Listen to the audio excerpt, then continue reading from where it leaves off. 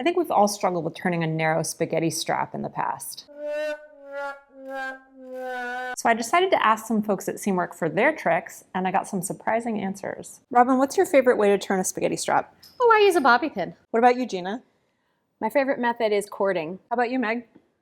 My favorite trick is to use a straw, preferably a metal straw so it doesn't hurt the environment.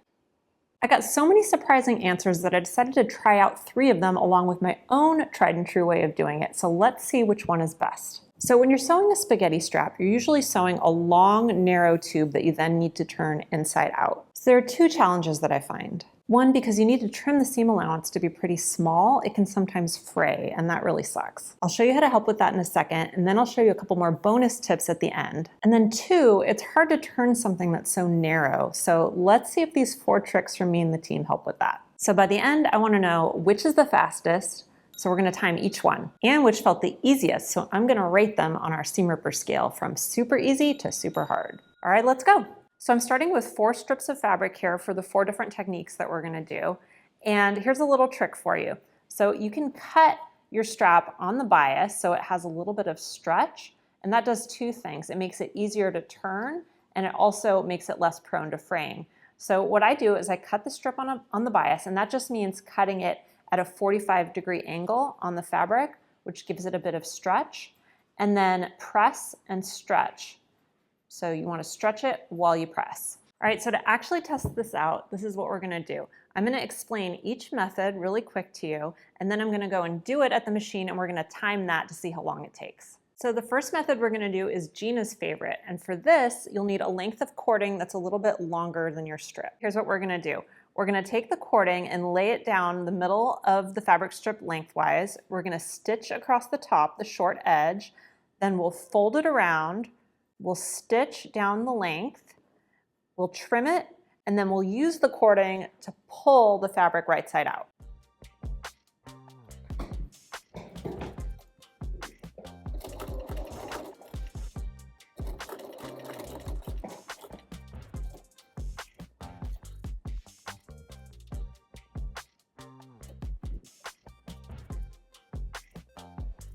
Ah.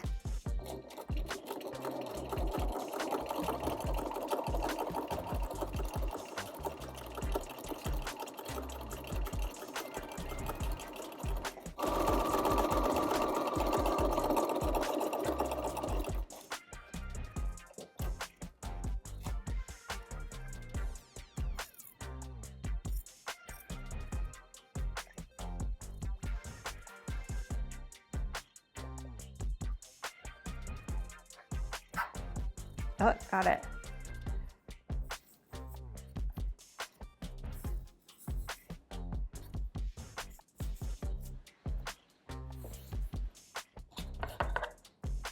All right, done.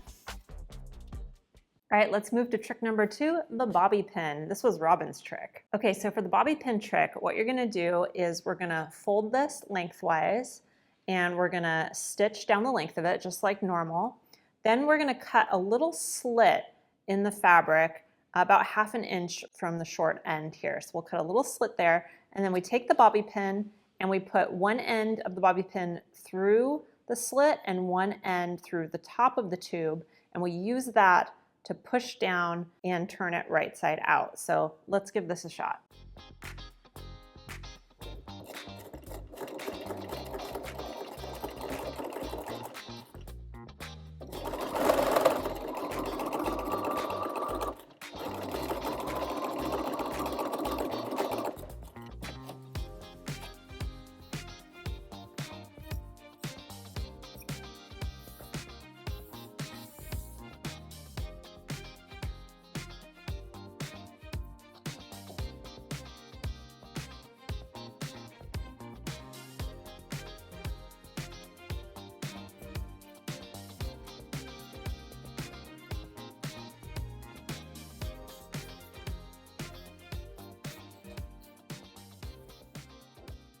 Done. All right, now let's do trick number 6, which is Meg's method, using a straw. I don't know about this one, guys. Okay, so here's how the straw method goes. First, you fold this in half and you sew it as normal, And then what you do is you leave a very, very long thread tail at the end, longer than the whole length of your strap. Then you thread that onto a hand sewing needle. You drop the needle through the middle of the tube, the eye side first, through to the out to the other side. Then you drop it through a straw. Then you put the straw inside the tube, I know there's a lot of steps, and you pull, and the straw prevents this end from getting all bunched up. So let's try it and see how it goes. Go!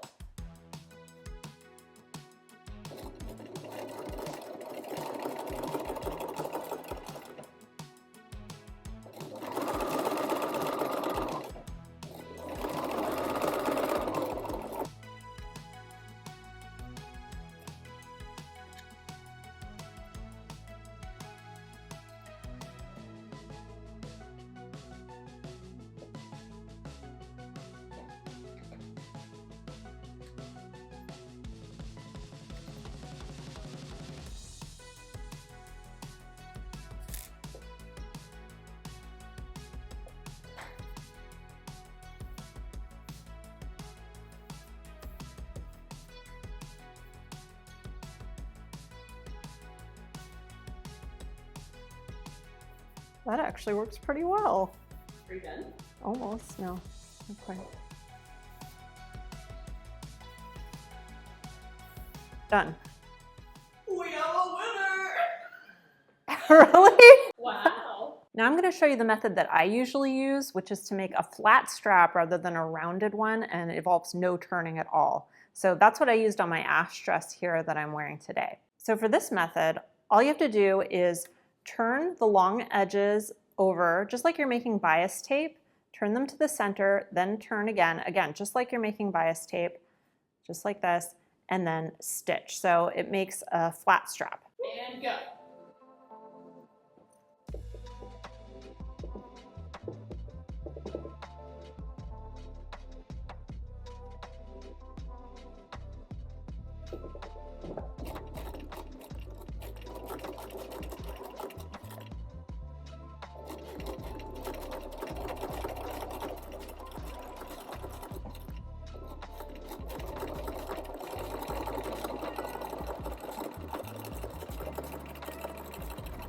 All right, done. All right, so those were the 4 methods. So let's take a look at each one. We'll talk about how long each one took me, and then we'll talk about which one was the easiest. I'm gonna rate them on a scale of 1 to 5 seam rippers, with 5 seam rippers being the hardest and 1 seam ripper being the easiest. All right, let's start with the cording method. Meg, how long did this one take? 2 minutes, 58 seconds. 2 minutes, 58 seconds. So this one actually ended up taking the most amount of time, but I felt it was fairly easy. The most difficult part was just getting it started. It did bunch up a little bit at the end, but it was an improvement, I think, over other methods that I've tried in the past. So on a scale of 1 to 5 seam rippers, I'm gonna give this 3 seam rippers. Next up, we have the bobby pin method. And for this method, you can use a safety pin as well as a bobby pin. So if you don't have a bobby pin, that's another alternative. So how long did the bobby pin take me, Meg? 2 minutes, 35 seconds. A little faster. So the bobby pin is actually a little bit faster than the cording. I actually found it a little bit easier to do as well. It was pretty much in line with the cording, maybe just slightly easier than the cording. So I would give this also 3 out of 5 seam rippers. And next up we have the straw, my dark horse. What was this, Meg? 2 minutes, 17 seconds. 2 minutes, 17 seconds. This was fast, and it actually felt really, really easy to do. I'm gonna be honest, I did not think this was gonna work very well, and it ended up being my favorite method to turn the strap. It was super easy, and it did not bunch up at the end, which is always kind of a hassle for me. So I think this one actually, I'm gonna give it 1 seam ripper. And finally, my tried and true, the flat strap method. So for this one, you get a little bit less spaghetti, a little bit more fettuccine. It's got a different shape. What I like about this shape is if you're doing a strap like on the ash dress that has slides, it has a lingerie slide, it goes in really easily. So if you're doing that, it's a nice alternative to doing a spaghetti strap. So that's what I like about it. What was the time on this one, Meg? 2 minutes, 20 seconds. 2 minutes, 20 seconds, so still pretty fast. I actually thought this might take a little bit longer than some of the others. but it was right in line with the others. I would say for this one, the only thing that makes this a little bit tricky is turning in those little edges. Sometimes I worry about burning my fingers when I'm doing that. So that's the only thing that makes it a little bit tricky. I guess edge stitching can also be a little bit tricky. I didn't use an edge stitch foot for this. That would have made it slightly easier. So I'm gonna give this 2 out of 5 seam rippers. All right guys, so that's my choice. I'm curious about yours. If you've used any of these tricks before, which one's your favorite? Or maybe you have another trick that you wanna share, let us know in the comments. And here's another little bonus tip to prevent fraying on your strap. So if you're sewing a strap, especially if you're not sewing it on the bias, sometimes you might not be sewing on the bias because you want a little bit more stability in your strap, it can tend to fray. So one thing you can do to prevent that is sew a second line of stitching very close to the first line of stitching just to prevent fraying, and then trim close to that second line. And another thing you can do to make it even less prone to fraying is just apply a little fray check to that seam, and that'll stop it from fraying for sure. Right, that should help you create spaghetti straps with no fuss. And if you want to try this out on the ash dress that I'm wearing, I'll put a link to that down below in the description. And if you like this video and you want more like this, check out this video I made all about 6 vintage details I love and how to sew them.